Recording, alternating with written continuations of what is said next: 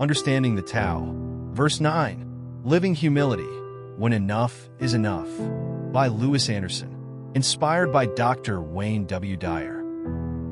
Living humility, when enough is enough. To overfill invites waste. To oversharpen weakens the edge. Hoarding wealth invites fear, and pride precedes the fall. The true master completes the task, then steps aside.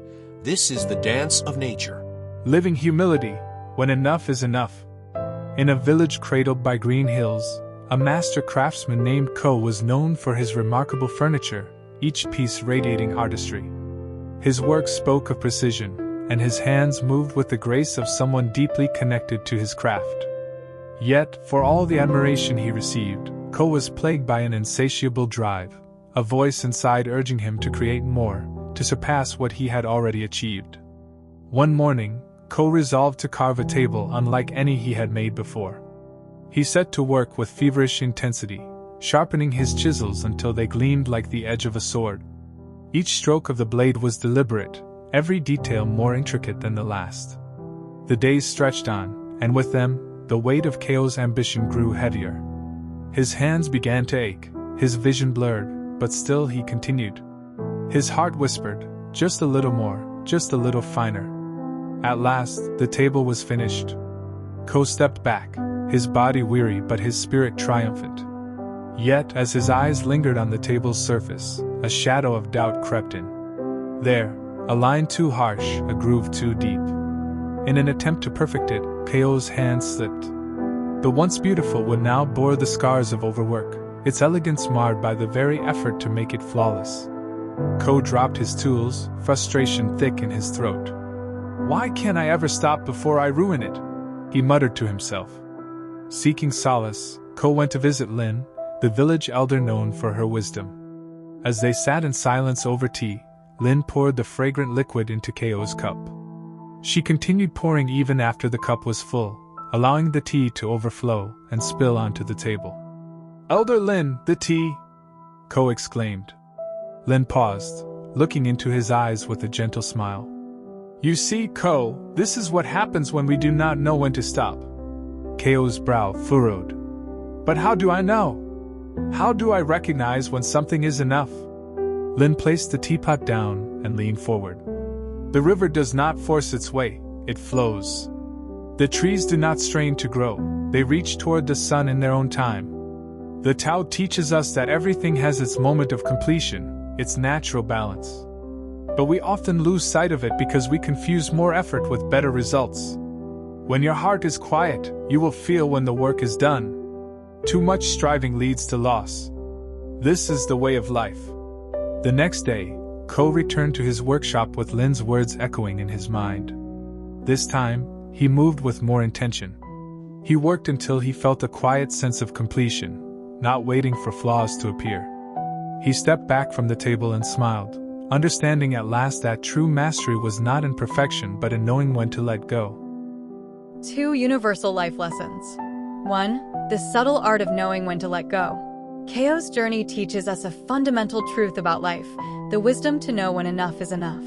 We live in a world that constantly pushes us toward more success, more possessions, more recognition. Yet, it is often in the pause, in the restraint, that true fulfillment resides. The Tao reminds us that overfilling leads to waste, and over-pursuing diminishes what we've created. Application to life today. In our fast-paced, hyper-productive world, many of us find ourselves pushing past the point of contentment, always chasing after the next accomplishment or material gain. But the real wisdom lies in stepping back when the task is complete, recognizing that more does not always mean better.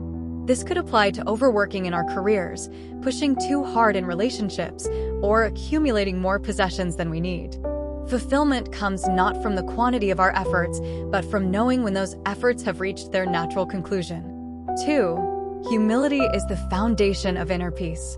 Ko's obsession with creating something beyond perfect stemmed from his pride. The belief that one can always do more, be more, or outdo what has already been achieved is rooted in ego. But when Ko learns the value of humility, he finds peace not in constant striving, but in accepting the beauty of what is.